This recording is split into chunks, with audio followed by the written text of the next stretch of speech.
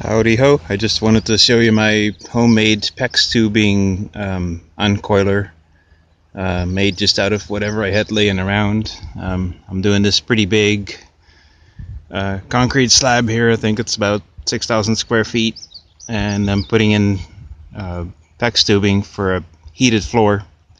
At the moment it's plenty hot, so last thing I need is more heat, but next winter it will be cold, and so it'll be nice to have that. And I spent a bunch of time manhandling these 1,000-foot PEX tubing rolls and just trying to tiptoe through or over the rebar, you know, like a ballet dancer. Trying to manhandle these pretty heavy coils was too much of a strain on my back, so I made this. It's pretty much just a 5-gallon bucket with a pipe in it and with a wooden plate underneath it. I think if I were to do it again, or I might just redo it a little bit, I would use this little barrel. As you can see, the roll is almost, in fact it is taller than the bucket, so it would tend to want to go over. Although this is my second roll now, and so far, as long as you kind of start on the bottom, then the roll kind of keeps slipping down, and so it hasn't been a problem that you pull it over top of the bucket, because if you do, it would start to coil and whatnot and get in a knot, right? So using something slightly smaller, larger than a 5-gallon bucket would work a little bit better. And I got this pipe in here, so the pipe is what stabilizes it.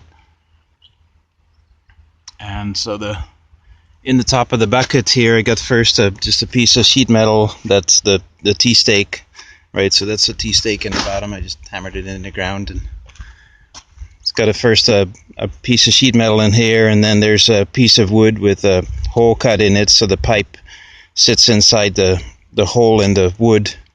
So the wood basically looks like a donut shape, and so that's what keeps the pipe in. And then you can see the screws. I just screwed through the sheet metal into the wood to hold that in place. And then on the pipe itself, I put a hose clamp around it, so that way the pipe cannot go down. Otherwise you would, you know, when you lift it off, then the pipe would, or even just now, right, what's preventing the pipe from slipping down is the hose clamp that's around it.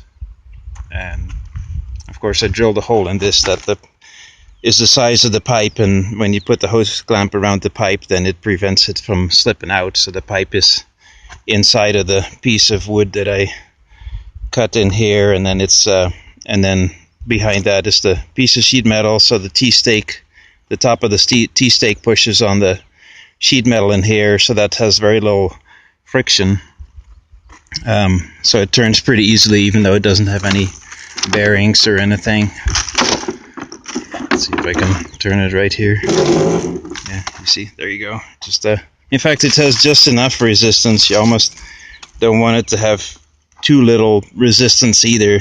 If it has a little bit of resistance, that's exactly perfect, because if it has no resistance, then, you know, whenever you pull on it, it would keep spinning and uncoil itself and get in a knot. So you want just a little bit of resistance that prevents it from uncoiling itself, but not too much. And also you want to make sure you keep this base plate here, you want to make sure you keep that.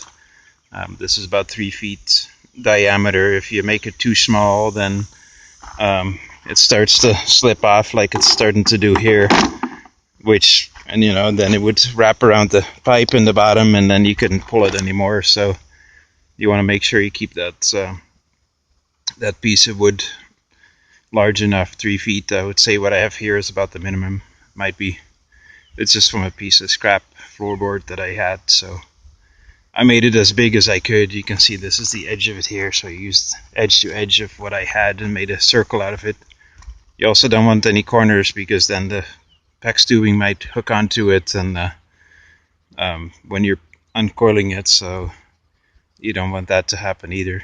So yeah, it's a piece of, I think that's 2.5-inch PVC pipe, either 2 or 2.5. It was 2.5 outside diameter anyway, and a T-stake, piece of floorboard, and then in here is the piece of sheet metal and a piece of floorboard again. So that's all it took, and within the first roll, it's already paid for itself because it sure makes my life a lot easier. I can just walk over the concrete and keep pulling this, and these are going to be my piers. So I just route the hose in between those 2x4s that are the forms for the piers for the lean-to. So that way I have a nice guide that helps me. And so as I'm moving across the surface area, I can either route it through that pier or here or there, right? So that way you have kind of a straight pull. So that's how I can put it in the middle here and route it through the area where I'm actually working. All right, well, hope that helps you, and good luck.